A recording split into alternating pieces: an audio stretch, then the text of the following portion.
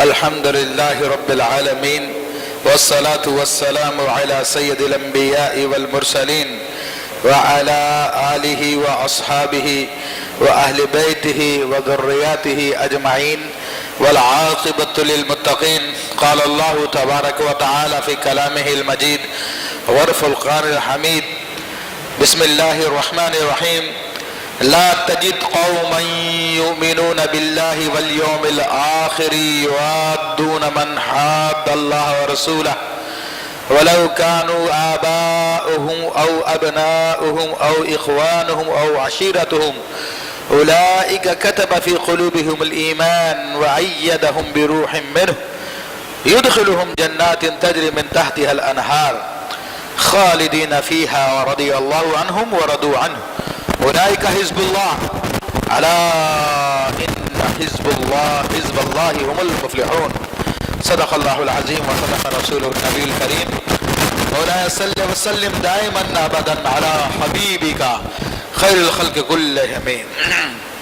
معزز حاضرین کرام، میں نے آپ کے سامنے قرآن مجید فرقان حمید کی سورہ مجادلہ کی آیت نمبر 22 کی تلاوت کی، جس میں اللہ تبارک و تعالیٰ نے ارشاد فرمایا کہ تو ایسی قوم کو نہیں پائے گا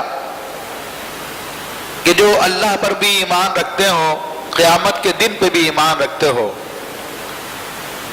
اور وہ پھر ایسے لوگوں سے محبت رکھیں جو اللہ اور اس کے رسول سے دشمنی رکھیں. یعنی مومن وہ نہیں ہو سکتا کہ جو ان لوگوں سے دوستی رکھے جو اللہ رسول کے دشمن ہیں. مومن وہی ہوگا جو اللہ رسول کے دشمن کو بھی اپنا دشمن سمجھتا ہے. تو انداز یہ ہے کہ تو نہیں پائے گا ایسی قوم کو جو ایمان رکھتی ہو اللہ پر قیامت کے دن پر کہ وہ دوستی کریں ان لوگوں سے جو اللہ اور اس کے رسول سے دشمنی رکھتے ہیں، اگرچہ کہ وہ ان کے باپ ہوں، ان کے بیٹے ہوں، ان کے بھائی ہوں، ان کے خاندان والے ہوں. اتنے قریبی رشتہ دار ہونے کے باوجود بھی جو اللہ پہ ایمان رکھنے والے ہیں وہ کبھی بھی ایسے لوگوں سے دوستی نہیں رکھ سکتے. تو اب ایسے لوگوں کے بارے میں اللہ ارشاد فرماتا ہے: اولئک کتب فی قلوبہم الایمان. یہی ہے وہ لوگ کہ جن کے دلوں میں اللہ نے ایمان نقش کر دیا ہے، ایمان لکھ دیا ہے اللہ نے جن کے دلوں میں. وَأَيَّدَهُمْ بِرُوحٍ مِّنْهُ، اور اپنی جانب سے ان کی مدد فرمائی ہے، ان کی تائید فرمائی ہے. تو پہلے تو اس قوم کی علامتیں بیان فرمائی، پھر اس قوم کی کیفیت بیان فرمائی کہ ان کے دلوں میں ایمان کتنا مضبوط ہے کہ اللہ نے ان کے دلوں میں ایمان لکھ دیا ہے، اور ان کی تائید غیبی فرمائی ہے. اور پھر ارشاد فرمایا کہ پھر ان کو اللہ تبارک و تعالی ایسی جنتوں میں، ایسے باغات میں داخل فرمائے گا جس کے نیچے سے نہریں بہہ رہی ہیں. وہ اس میں ہمیشہ رہیں گے. اللہ ان سے راضی ہوا، وہ اللہ سے راضی ہوئے. اولئک حزب اللہ، یہی ہے اللہ والے، یہی ہے اللہ کا گروہ. الا ان حزب اللہ هم المفلحون. اور جان لو کہ فلاح پانے والے اللہ والے ہی ہوتے ہیں. تو میرے بھائیو، یہ آیت طیبہ اس کے 3 حصے ہیں. پہلے حصے میں اللہ نے ایک تو علامت بیان فرمائی کہ جو اللہ سے اس کے رسول سے پر ایمان رکھتا ہے تو وہ کبھی بھی ایسے لوگوں سے دوستی نہیں کرے گا جو اللہ اور اس کے رسول سے دشمنی رکھتے ہیں. پھر بتایا کہ ان کو یہ کیفیت کیوں حاصل ہوئی ہے. اس لیے حاصل ہوئی ہے کہ فرمائے کہ اللہ نے ان کے دلوں میں ایمان لکھ دیا ہے، اور غیب سے، تائید غیبی سے ان کی مدد فرمائی. اور پھر آیت کے تیسرے حصے میں اللہ تبارک و تعالی نے ان کے لیے آخرت کا انجام بیان کیا ہے کہ وہ لوگ ہیں جن کے لیے بہتی ہوئی نہریں ایسے باغات میں ہوں گے، اور یہ اللہ والے ہیں، اللہ کا گروہ ہے جو حق پر ہے حق، اور یہی لوگ کامیاب لوگ ہیں. تو یہ آیت طیبہ بہت مشہور آیت طیبہ ہے، اور قرآن مجید کی بڑی روشن آیت طیبہ ہے جس میں اللہ نے بڑی عظیم علامت بیان فرمائی ہے. لیکن یہاں پر میں سفر المظفر کے حوالے سے ایک دوسری جانب توجہ دلانا چاہوں گا کہ سفر المظفر یہ عالم اسلام کی ایک عظیم شخصیت امام اہل سنت مجدد دین و ملت الشاہ امام احمد رضا خان علیہ رحمت الرحمن کی برسی کا دن ہے۔ 25 سفر المظفر کو آپ کا عرس ہوتا ہے اور 10 شوال المکرم کو آپ پیدا ہوئے۔ تو اعلیٰ حضرت رحمت اللہ تعالی علیہ کی تاریخ ولادت ہے وہ اتنی یعنی حیرت کی بات ہے کہ جب اس آیت طیبہ کو اس کے علم العادات کے مطابق اس کے حروف کو جمع کیا جاتا ہے، یہاں سے اولئک کتب فی قلوبہم الایمان، یہی ہے وہ لوگ کہ جن کے دلوں میں اللہ نے ایمان راسخ کر دیا ہے، لکھ دیا ہے، نقش کر دیا ہے اور ان کی غیب سے مدد فرمائی۔ تو یہ وہ آیت طیبہ ہے کہ جب اس کے عدد کو جمع کیا جاتا ہے تو امام اہل سنت مجدد دین و ملت الشاہ امام احمد رضا خان کی تاریخ ولادت بن جاتی ہے۔ تو آپ اندازہ کر لیجئے کہ وہ ذات گرامی کہ جس کی تاریخ ولادت قرآن مجید فرقان حمید کی اتنی اہم آیت سے نکلتی ہے کہ جس کی ایمان کی گواہی اللہ دے رہا ہے اور جس میں تائید غیبی کی اللہ تعالیٰ گواہی دے رہا ہے، تو اس تاریخ میں پیدا ہونے والی وہ شخصیت کتنی عظیم ہوگی، کتنی بلند مرتبہ ہوگی، کتنی اعلیٰ مرتبت ہوگی۔ میرے بھائیوں، کیونکہ امام اہل سنت وہ عظیم شخصیت ہے کہ اللہ تبارک و تعالیٰ نے ان کو وہ صلاحیت عطا فرمائی کہ وہ آپ کے زمانے میں بھی آپ جیسا کوئی نہیں تھا، نہ آپ کے بعد کوئی آپ جیسا آیا، اور ماضی میں بھی آپ جیسے کم ہی نظر آتے ہیں۔ آپ رحمت اللہ علیہ کی شان و عظیم شان ہے کہ آپ کے زمانے کے بڑے بڑے لوگ انہوں نے آپ کے کمال کی گواہی دی ہے۔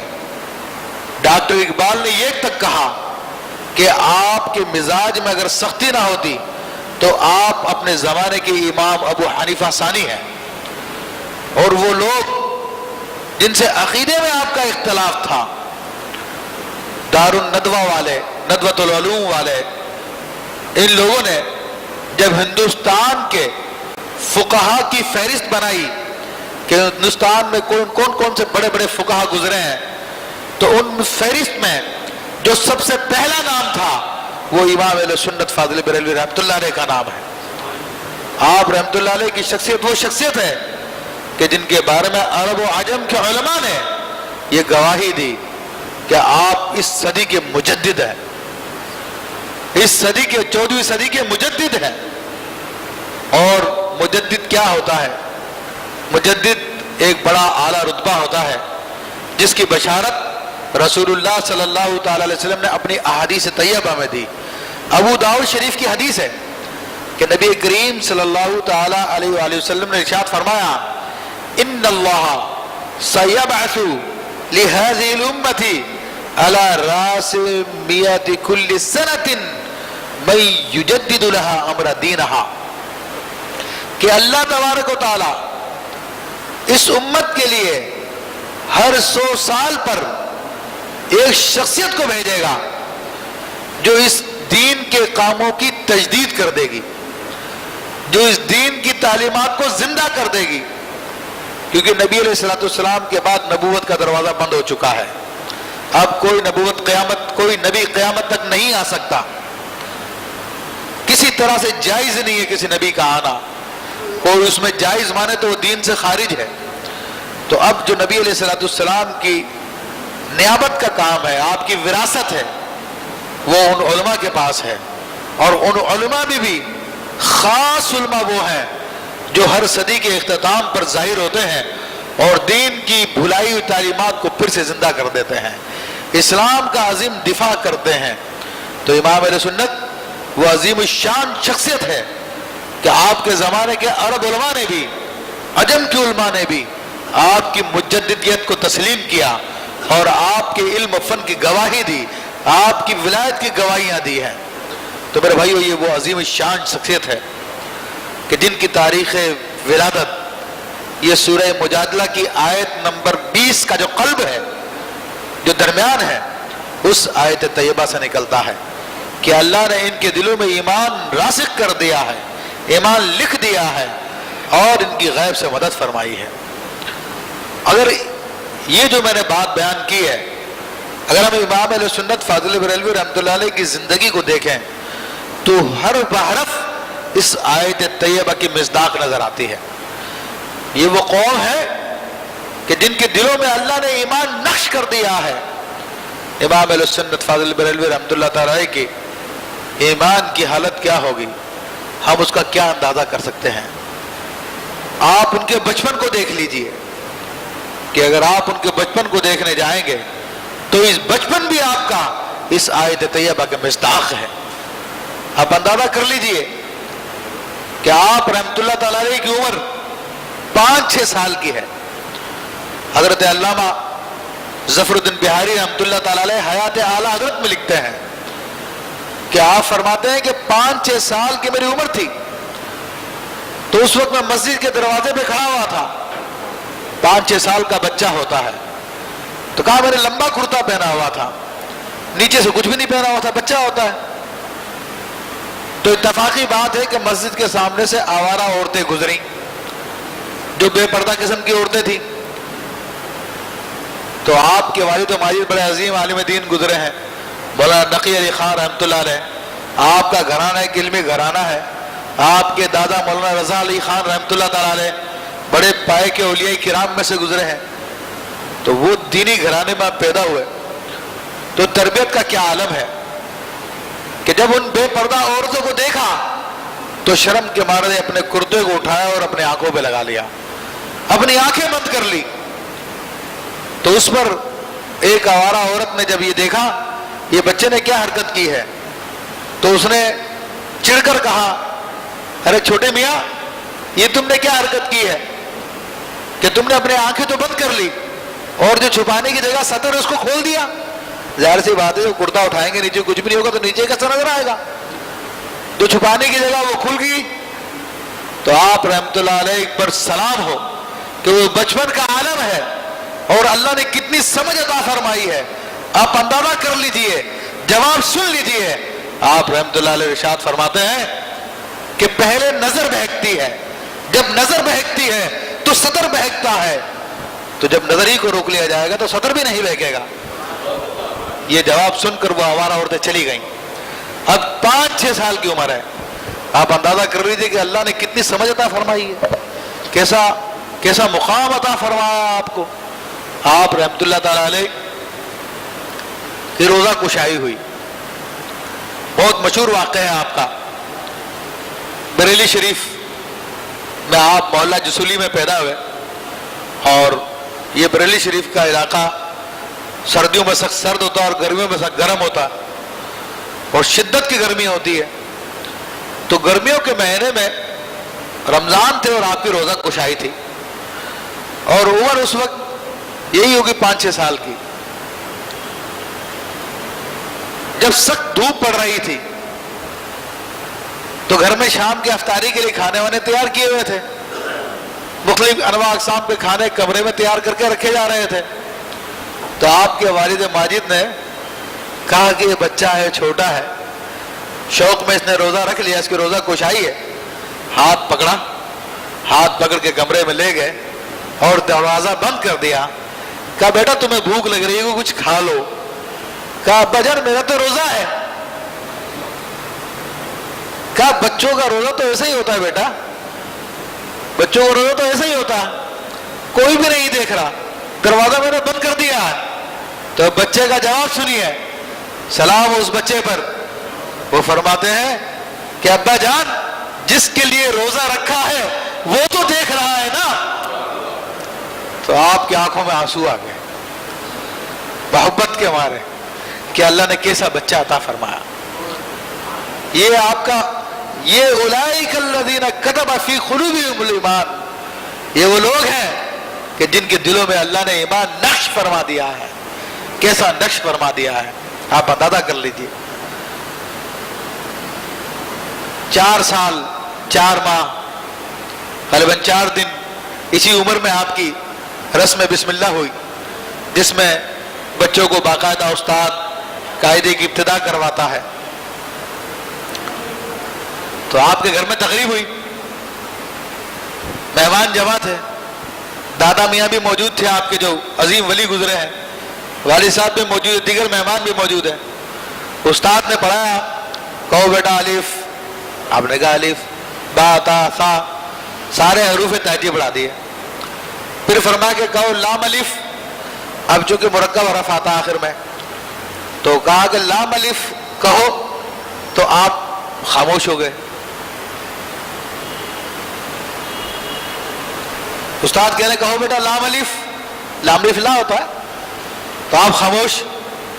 اب اس بچے کی ذہانت کو دیکھ لیجئے کہ جو اللہ کے اولیاء ہوتے ہیں وہ دیکھنے میں عام انسان ہوتے ہیں، مگر ان کی عقل کی پرواز بہت بلند ہوتی ہے۔ جہاں پر عام آدمی کی عقل کی پرواز ختم ہوتی ہے تو اس سے اوپر ان کی پرواز شروع ہوتی ہے۔ ابھی بچپن ہے، عالم شباب کیا ہوگا؟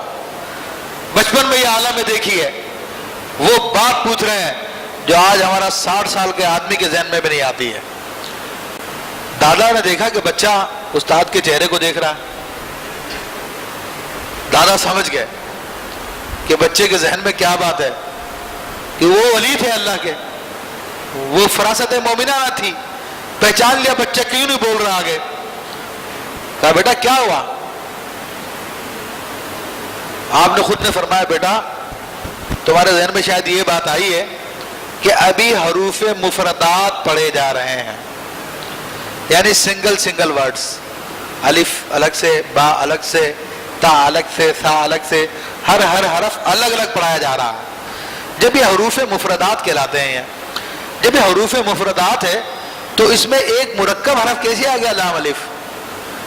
حروف مفردات میں تو صرف اور صرف مفرد ہی ہونا چاہیے تھا نا، تو یہ مرکب کیوں آ گیا؟ مرکب وہ ہوتا جو ایک سے زیادہ حروف سے مل کے بنتا ہو۔ اب لام الف جب پڑھا جائے گا تو وہ 2 حرف ہو گئے، وہ مرکب ہو گیا۔ اب بچے کے ذہن میں یہ سوال، دادا نے پہچان لیا اور پھر جواب دے رہے ہیں دادا۔ استاد وہاں پہ حیرت انگیز، حیرت کے ہمارے خاموش بیٹھا ہوا، تو دادا فرماتے ہیں بیٹا یہ جو تم نے پہلے شروع میں الف پڑھا تھا وہ الف نہیں تھا، وہ حمزہ تھا۔ الف ساکن ہوتا ہے اور ساکن حرف اس وقت تک نہیں پڑھا جا سکتا جب تک کہ وہ پہلے کسی لفظ سے نہ مل جائے۔ جب وہ کسی لفظ سے ملتا ہے تو تب اس کا تلفظ ادا ہوتا ہے، ورنہ اس کا تلفظ نہیں ہو سکتا۔ تو اس لیے الف کو لام کے ساتھ ملا دیا تو لام الف لا ہو گیا، لام پہ زبر ہے۔ تو اس لیے یہ الف کو پڑھنے کے لیے مجبوری تھی، ایک لفظ ملا کے الف کو پڑھا گیا۔ جو شروع میں تم نے الف پڑھا تھا وہ الف نہیں تھا، وہ حمزہ تھا۔ اب دیکھیے بات یہاں پہ ختم نہیں ہو گئی ہے، یہ عقل کی پروازیں دیکھیے۔ یہ اللہ تعالیٰ خصوصی کرم فرماتا اپنے اولیاء کرام پر کہ بچہ ابھی 4 سال کا ہے، 4 سال کے بچے کو کتنی سمجھ ہوتی ہے، لیکن یہاں پر ایک ولی کی سمجھ کو دیکھیے جو مادرزاد ولی ہے۔ اب دوسرا سوال کرتا ہے وہ بچہ، کہتا ہے کہ دادا جان یہ لام الف ہی کیوں ملایا؟ بالف ملا رہے تھے، تا الف ملا رہے تھے، سا الف ملا رہے تھے، جیم الف ملا رہے تھے، یہ لام ہی کو کیوں ملایا ہے؟ دادا دان نے جب یہ سوال سنا تو بچے کو گلے سے لگا لیا محبت سے۔ کیا بچے نے سوال کیا حقیقت سے متعلق، اور دادا نے پھر جو جواب دیا وہ اہل تصوف کے نزدیک سارے تصوف کا نچوڑ ہے۔ وہ جواب بھی سن لیجئے، فرمائے کہ بیٹا لام کو الف سے مناسبت ہے، الف کو لام سے ایک مناسبت ہے۔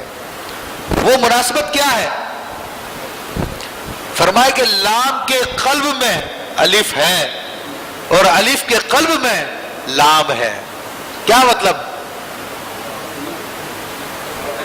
لکھیں اس کو، لام کیوں ہجو کریں آپ، لام الف لام میم ساکن، کتنے روح ہوئے ہیں؟ تین ہے، پہلا لام، دوسرا الف، تیسرا میم، درمیانی کون سا ہے؟ تو الف قلب کہتے ہیں درمیان کو، لام کے قلب میں الف ہے، لام کے بیچ میں الف آتا ہے، اور الف کی اسپیلنگ کرے تو الف لام فے بنتا ہے، پہلا حرف الف، دوسرا حرف لام، تیسرا فے، درمیان میں کون سا آیا؟ تو الف کے قلب میں لام ہے، لام کے قلب میں الف ہے، الف کے قلب میں لام ہے، لام کے بیچ میں الف ہے، الف کے بیچ میں لام ہے، دونوں میں مناسبت ہے، اس لیے لام الف ملا دیا۔ یہ بڑا راز بیان کر دیا اس میں، یہ بڑی حقیقت بیان کر دی ہے۔ تو اب یہ بچپن میں یہ حال ہے تو اس امام کی شان شباب میں کیا ہوگی، عالم شباب میں کیا اس کا مرتبہ ہوگا، کیا مقام ہوگا؟ بڑا مقام و مرتبہ آپ نے پایا، پیدائش سے پہلے آپ کی بشارتیں دی گئیں، باپ نے خواب دیکھا، بڑے عجیب معاملات ہیں۔ بہرحال ابتدائی چند واقعات میں نے ذکر کیا آپ کے سامنے، ورنہ واقعات آپ کے بہت تفصیلی ہیں، بہت گفتگو ہے اس میں۔ آپ نے جو تعلیم و تربیت حاصل کی، آپ کے صرف 6 اساتذہ ہیں، جن میں ایک آپ کے پیر صاحب ہیں آل رسول رحمت اللہ تعالی علیہ، پھر پیر صاحب نے باقی تربیت کے لیے ابوالحسین نوری رحمت اللہ علیہ کے حوالے کیا تھا، وہ استاد ہیں۔ تیسرے استاد مرزا غلام قادر بریلوی ہیں جو بریلی شریف کے رہنے والے تھے۔ چوتھے استاد آپ کے والد ماجد ہیں، اور 5ویں استاد غالباً آپ کے دادا ہیں۔ اس طرح سے ٹوٹل 6 اساتذہ بنتے ہیں۔ کسی مدرسے میں جا کے نہیں پڑھا، جو کچھ پڑھا اپنے گھر میں پڑھ لیا، بلکہ مولانا عبدالعلی رامپوری رحمت اللہ تعالیٰ علیہ، یہ رامپور کے تھے، ان کے پاس پھر گئے تھے آپ مزید تعلیمات کے لیے۔ تو یہ 6 اساتذہ آپ کے بنتے ہیں، جو ایک رامپور کے تھے، باقی 6 بریلی کے تھے، اور تقریباً 14 سال 10 ماہ کی عمر میں وہ تمام علوم و فنون مکمل کر لیے، جس کو شروع کرنے کے لیے 18 سال کی عمر چاہیے۔ اگر یہ علوم و فنون درس نظامی میرے بھائیو کم سے کم اتنی عمر کا ہو جو بالغ ہونے کے بعد بندہ سمجھدار ہو جائے، اس کے بعد یہ علوم و فنون سکھانا شروع کرتے ہیں۔ 18 سال کی عمر کے بعد بندہ اس قابل ہوتا ہے کہ یہ عالم کا کورس کر سکے۔ لیکن آپ کا کیا عالم ہے کہ ابھی 14 سال 10 ماہ کی عمر ہے، اس میں آپ سارے علوم و فنون مکمل کر چکے ہیں۔ اور کیوں نہ ہو کہ وَأَيَّدَهُمْ بِرُوحٍ مِّنْهُ، اور اس نے ان کی مدد اپنی جانب سے فرمائی ہے۔ اللہ نے اپنے اولیاء کی مدد فرمائی ہے۔ امام اہل سنت کے بچپن کا معاملہ کیا ہے؟ بچپن کا معاملہ جو آپ کے ساتھ ہم سبق تھے، وہ لوگ کہتے ہیں کہ اعلیٰ حضرت فاضل بریلوی رحمت اللہ علیہ مدرسے میں میرے ساتھ پڑھے ہیں، بلکہ استاد کے پاس میرے ساتھ پڑھے ہیں۔ استاد نے کوئی کتاب پڑھائی تو کبھی بھی چوتھائی سے زیادہ نہیں پڑھائی، ہم سب کو تو پوری کتابیں پڑھاتے تھے استاد، اعلیٰ حضرت چوتھائی پڑھنے کے بعد باقی کتاب خود ہی یاد کر لیا کرتے تھے اور آ کے استاد کو سنا دیا کرتے تھے۔ تو ایک مرتبہ فرمانے لگے کہ احمد رضا تم آدمی ہو جنو، مجھے پڑھانے میں دیر لگتی، تمہیں یاد کرنے میں دیر نہیں لگتی۔ یہ عالم ہے۔ اور پھر اللہ کی مدد کیسی ہے؟ جو اولیاء ہوتے ہیں محفوظ ہوتے ہیں، گناہوں سے محفوظ ہوتے ہیں، انبیاء معصوم ہوتے ہیں۔ اعلیٰ حضرت رحمت اللہ کے بچپن کا واقعہ ہے کہ قاری صاحب قرآن پڑھا رہے ہیں، ایک مقام پر قاری صاحب زبر پڑھتے ہیں اور آپ کی زبان سے زیر نکلتا ہے۔ قاری صاحب کہتے ہیں پڑھو بیٹا زبر، آپ اس کو زیر کے ساتھ پڑھ رہے ہیں۔ بار بار جب پڑھا رہے ہیں، دادا نے دیکھا یہ کیا معاملہ، تو قرآن وہ منگوایا اور قرآن دیکھا تو جو کہ کاتب کی غلطی سے زیر کے بجائے زبر لکھا گیا تھا، صحیح زیر ہی تھا جو اعلیٰ حضرت کے منہ سے نکل رہا ہے۔ تو آپ دادا نے پوچھا بیٹا جب استاد تم سے کہہ رہے تھے زبر پڑھو تو تم کیوں نہیں پڑھتے ہیں زبر؟ کہا دادا جان میں کوشش کرتا ہاں میرے منہ سے زبر نکلے، لیکن میری زبان سے زہر ہی نکلتا تھا۔ یہ اللہ کی مدد ہوتی ہے، یہ حفاظت ہوتی ہے کہ ان کو اللہ ہر غلطی سے محفوظ فرماتا ہے۔ جو اعلیٰ مقام کے اولیاء اللہ ہوتے ہیں ان کی شان ہوتی ہے۔ تو امام اہل سنت کا بچپن سے یہ عالم ہے، تو 14 سال 10 ماہ کی عمر میں وہ تمام علوم و فنون ختم کر دیے، پڑھ کے فارغ ہو گئے ہیں کہ جن کو شروع کرنے کے لیے 18 سال سے زائد کی عمر چاہیے۔ اور پھر پہلا فتویٰ آپ نے لکھا۔ فتویٰ لکھنے کے لیے بہت مہارت کی ضرورت ہوتی ہے، کئی سال تک علم دین کی تکمیل کرنے کے بعد استادوں کی خدمت میں بیٹھنا پڑتا ہے، 5 سال 10 سال 15 سال لگ جاتے ہیں۔ پھر استاد کہتا ہے کہ ہاں بھی یہ مفتی ہو گیا، اب یہ فتویٰ دے سکتا ہے۔ آج کل تو میرا ہر ایک تیسرا چوتھا آدمی بنا ہوا ہے، ٹیلی ویژن پہ جو آتا ہے اپنے نام کے ساتھ لگا لیتا ہے۔ ہم دیکھ رہے ہوتے ہیں کہ کتنے غلط مسئلے بتا رہے ہوتے ہیں، بیچارے لوگوں کو پتہ ہی نہیں ہوتا۔ اور بہت سارے تو وہ لوگ ہوتے ہیں جو لوگوں کو اس قسم کے مسائل بتاتے ہیں جن کو لوگ پسند کرتے ہیں، اگرچہ غلط مسائل ہوں، اللہ تعالیٰ بچائے ہم لوگوں کو، لیکن مفتی بننے میں بڑا ٹائم لگتا ہے۔ 4 سال 10 ماہ کی عمر میں پہلا فتویٰ لکھا، اور پہلا فتویٰ بھی وہ فتویٰ جو کہ مشکل ترین فتویٰ کہلاتا ہے فقہ میں۔ علم فقہ میں رضاعت کا مسئلہ، یعنی دو شریک بھائی بہن بنتے ہیں، ان کی جو رشتہ داریاں ہوتی ہیں، ان کے تعلقات ہوتے ہیں، تو یہ ایک مشکل چیپٹر شمار کیا جاتا ہے فقہ میں۔ تو رامپور کے نواب نے کوئی مسئلہ پوچھا تھا علماء سے، اور رامپور کے بڑے عالم تھے شاہ حسین رامپوری رحمۃ اللہ تعالی علیہ، ان سے وہ مسئلہ پوچھا، انہوں نے اس مسئلے کا جواب لکھ کے دیا۔ تو اب رامپور کے نواب نے اس مسئلے کی تصدیق کروانے کے لیے پورے ہندوستان میں وہ مسئلہ بھیج دیا مختلف مفتیوں کے پاس۔ اسی طرح یہ فتویٰ بریلی بھی آیا کہ بریلی میں مفتی اعلیٰ حضرت فاضل بریلوی رحمۃ اللہ علیہ کے والد ماجد تھے، مولانا نقی علی خان رحمۃ اللہ علیہ۔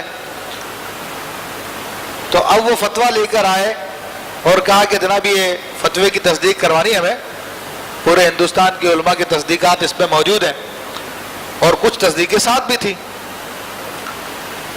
تو آپ کے والد ماجد نے کہا کہ مفتی اندر ہے۔ وہ اندر گئے، جا کے دیکھا تو 14 سال کا ایک لڑکا بینچ کے پیچھے بیٹھا ہوا، ڈیسک کے پیچھے۔ تو دیکھ کے واپس مڑ کے آ گئے، کہا اندر تو مفتی نہیں ہے، ادھر تو ایک بچہ بیٹھا ہوا، کہا وہی مفتی ہے۔ اب وہ پہلا فتوے کی ابتدا ہے، اور فتویٰ بھی مشکل ترین ہے، اور ہندوستان بھر کے علماء کی تصدیقات موجود ہیں کہ جواب صحیح ہے، جواب صحیح ہے، جواب صحیح ہے۔ ایک نہیں ڈھیروں مفتیوں کی تصدیقیں موجود تھی۔ اعلیٰ حضرت فاضل بریلوی رحمۃ اللہ علیہ نے وہ فتویٰ دیکھا، اور دیکھنے کے بعد فرمایا کہ جواب غلط ہے۔ اب جس کو ڈھیروں مفتی صحیح قرار دے رہے ہیں، اور اپنے زمانے کے ایک بڑے عالم دین مولانا حسین رامپوری رحمۃ اللہ علیہ اس فتوے کو لکھنے والے ہیں، اس کو یہ 14 سال کا مفتی غلط قرار دے رہا ہے۔ تو یہ جب بات پہنچی وہاں پر رامپور کے نواب کے پاس، تو پورے ہندوستان نے تصدیق کی تھی اس مسئلے کی۔ سینکڑوں مفتی تھے جو تصدیق کرنے والے تھے کہ جواب صحیح ہے، جواب صحیح ہے، جواب صحیح ہے۔ پورے ہندوستان میں صرف 2 افراد تھے جنہوں نے اس فتوے کو غلط قرار دیا۔ ایک بریلی کے امام اہل سنت مجدد دین و ملت الشاہ امام احمد رضا خان رحمۃ اللہ علیہ، جنہوں نے 14 سال کی عمر میں اس فتوے کو چیلنج کیا، اور دوسرے بدایون شریف کے حضرت علامہ تاج الفعول عبد القادر بدایونی رحمۃ اللہ علیہ تھے کہ جنہوں نے اس کو غلط قرار دیا۔